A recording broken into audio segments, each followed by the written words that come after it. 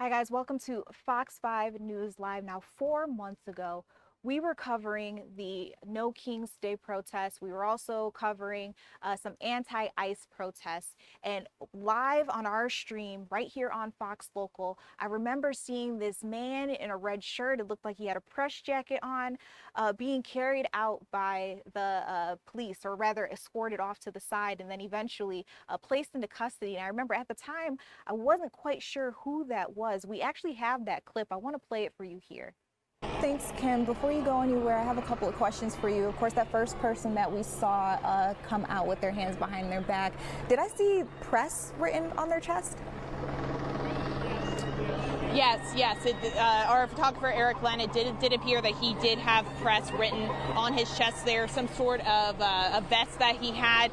We did see him take it off before he was loaded into the police car, I believe, but it does appear that he did have press on there. We're not certain who he was with. He's not part of our team here on the ground here at Fox 5, but that does appear to be the case. That was part of our coverage that you were just listening into way back on June 14th of 2025. And pretty quickly, not only did we learn who that was, but the world knew his name. This is the man who has been covering immigration, other cases here in Georgia for about 20 years now, who was placed into custody right there on our stream and then eventually deported to El Salvador. Mario Guevara is his name, and he's joining us today on Fox Local. First of all, Mario, thank you so much for your time. Good morning, everyone. Thank you so much for inviting me. I really feel sad when I see the image you put it. It's a frustrating moment, but thank you so much for reminding me. It's part of the reality now. I do hear you say it's part of the reality, but can we talk a little bit more about the emotion that you're feeling right now? You said it saddens you. What else are you feeling as you watch that back? Yes, of course, because during almost 22 years, I covered immigration story, police stories. I've never happened something like that in my life. In that moment, I remember very well. I was not doing nothing different, just the regular coverage, but they arrest me and they treat me like criminal. It's unfair, but it's unfortunately I was no U.S. citizen and paid the price. Okay, well, let me ask you this too, because I have been watching your interviews. I've listened to some of the statements from your lawyer. You did tell us and that you identified yourself as a member of the press before you were detained, and we could see the moment you were wearing a press vest right there. Of course, we couldn't hear what was happening though. Can you continue to walk us through that moment and help us understand what really happened from your perspective? Yeah, John, honestly, at this moment I can understand why they arrest me, because I was legally showing up member of the press. Some of the officers there know me. It's weird.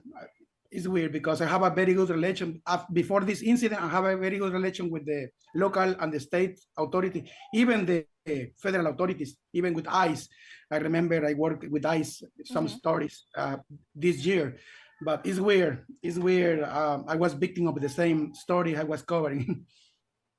So when you say it's weird, are you really talking about the timing of it, since you had done stories on ICE before? Yes, because during the last 21 years and a half, I have a very nice relation with ICE. They give me a ride along. They give me a chance to cover immigration flight, the people with immigrant deported, different stories. But during this year, everything is different. The Trump administration has different perception of the immigrants. Even I am journalist. I was treated like a regular immigrant. I have a work permit for the last 2 decades. They literally told me I was another illegal alien. It's something horrible, because even I receive a work permit from the government, they treat me like I don't have nothing. But it's okay. Now I am in a country, try to start from zero. It's hard because my family is there. My kids don't want to come to El Salvador to live here. They only want to come as a visit, as a tourist. And it's hard for me because, they have a life there. I don't want to destroy their life for my family one more time. I already caused a lot of pain for my action. I commit a mistake. My mistake is cover hot topic like police and immigration when I was sure I was no immigrant. I was immigrant. I'm not U.S. citizen, and I don't think I have the same right that other journalists from U.S. I understand what you're saying there. For those people who are watching for the first time, this is their first time seeing you. I want to make sure that everybody understands exactly what is at play here. So let's talk about your immigration status. You do keep saying that you are an immigrant, that you were being seen as an illegal alien. So is it true that you entered the country in 2020, or excuse me, 2004, and I believe at the time seeking asylum? Yes, I live in Salvador in 2004, seeking security, safety for me and my family because when I was working here for La Prensa Gráfica, it's a large newspaper in El Salvador, I suffered some attacks during demonstration too, from people against the government. I moved to United States, and in the next year, in 2005, I applied for asylum. Unfortunately, the deadline, the time was really slow in that moment, and my case was in front of the judge in 2012. The judge just told me a long time is happened and everything is safe in El Salvador. You can come back. He gave me 60 days to leave the country. But thanks God, I have the decision to give me to close my case. They decide to close my case. Even I never request. They decide to close my case, and they talk with my attorney. Hold on, I think we may have just lost you for a second there, Mario. Um, Hopefully we will get him back. I'm gonna have our producers monitor this. We're gonna hopefully be able to continue the conversation. I do see our meteorologist Alex Forbes on standby. Alex, let's go to weather real quick. When we come out of it, hopefully we can get Mario back. All right, sounds good. Just want to make sure you guys can hear me. Yes, we can hear you. All right, Perfect. awesome. Here we go. Alex, thank you so much for a look at our forecast there and for saving the day. I do see, though, that we have our interview back. Mario Guevara is still joining us. I want to pick up right where we left off with that interview. I see him nodding his head, so he hears me, and in a second, I will be able to hear him. Now, Mario, before things dropped off, I remember you were talking to us a little bit more about how ICE has handled your case.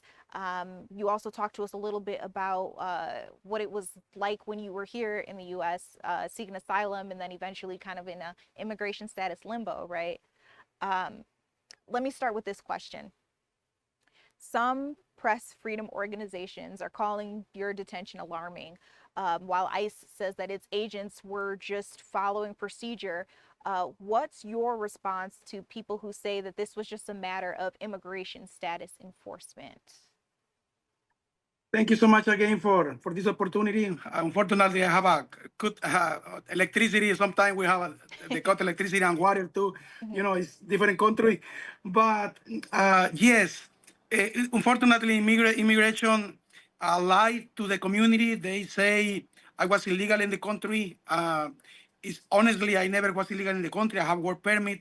And also, they told the community about I came to the country illegally. That is not true. I came with visa. You know, sometimes immigration use this kind of lie to try to have people who put against us, but unfortunately, it's not true. This is why my attorneys and the some organization and journalist organization they support me because they see the truth, they see the paper, they see the proof. They literally support me a lot. At this moment, you know, I am here in my country. I'm trying to have a second chance. I'm trying to have a second opportunity to come back to stay with my family because they don't want to move to El Salvador. I don't want to stay away from them. But I had to wait because in the beginning, when ICE arrest me, when ICE put me on hold and they offered me voluntary deported, but I rejected because I prefer to fight for my case. This is why I stayed 111 days in jail. But it's not easy. It was not easy because I was in solitary for 72 days. I don't know why they put me there, but it was something horrible. And at this moment, you know, I'm free. But sometime I think probably it's better to stay in jail because I had the opportunity to see my family every weekend. You know, it's not easy.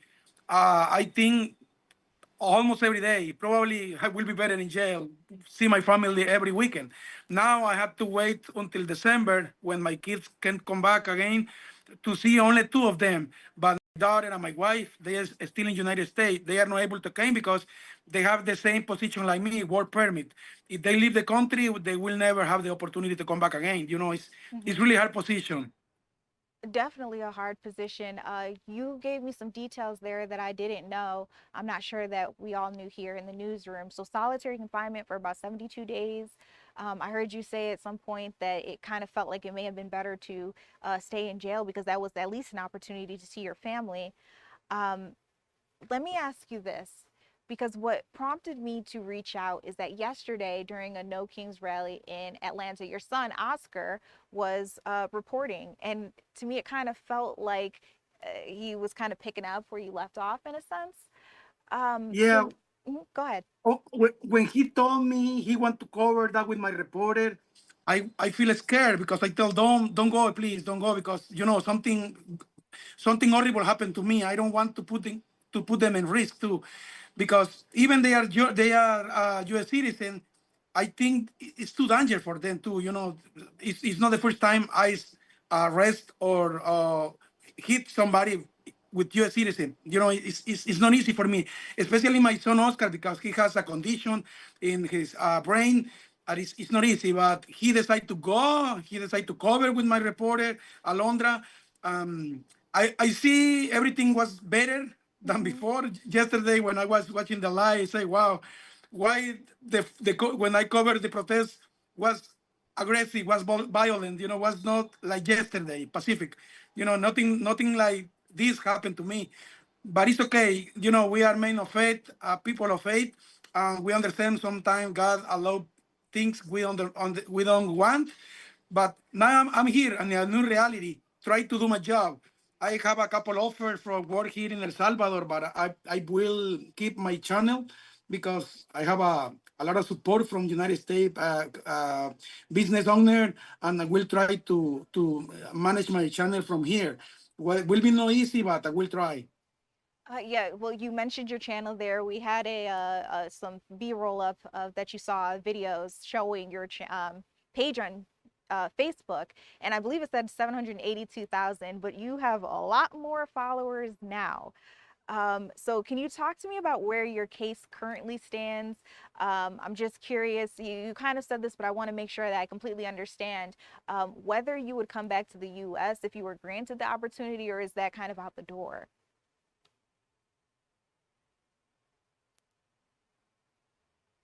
Oh, you guys, it looks like we may have lost Mario again. And that was a really important question that I wanted to ask there. Um, I'm gonna try to see if we can get him back again. Oh, actually, I see him. I see him moving. Okay, let's see if we can pull him back up into 2X.